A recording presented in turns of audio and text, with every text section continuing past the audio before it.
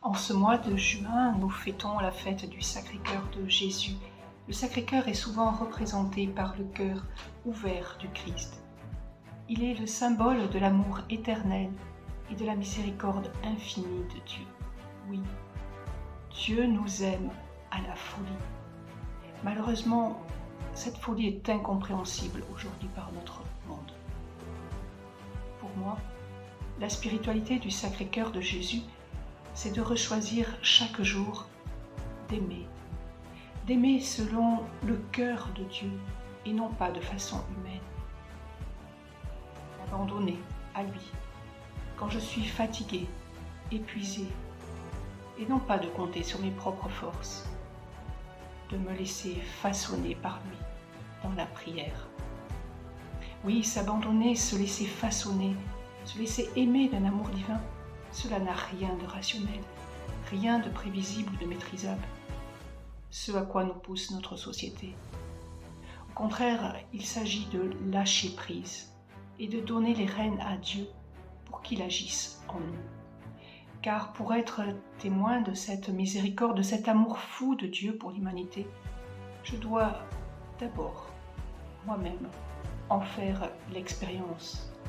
Je dois être touchée, affectée, traversée par son amour et sa compassion. Et ensuite, je dois me laisser revêtir de ses entrailles de miséricorde. C'est un long travail pour que l'invisible devienne visible pour les autres, comme un vêtement est la partie visible de chacun.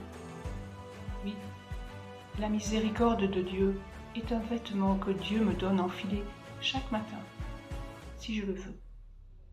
C'est une grâce à accueillir, un choix à poser, un effort intérieur soutenu par la grâce. Alors, avec la grâce de Dieu, je pourrai la transmettre et être une présence de cet amour infini de Dieu.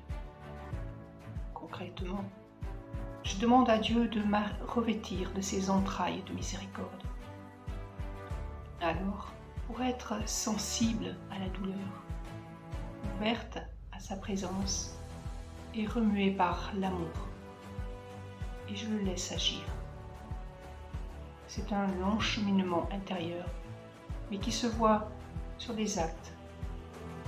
Ces actes qui offrent de nouveau Jésus à ceux qui nous entourent, à travers notre accueil, notre écoute, nos paroles ou nos silences, notre présence, notre douceur, notre attention, notre compassion, en bref, notre hospitalité.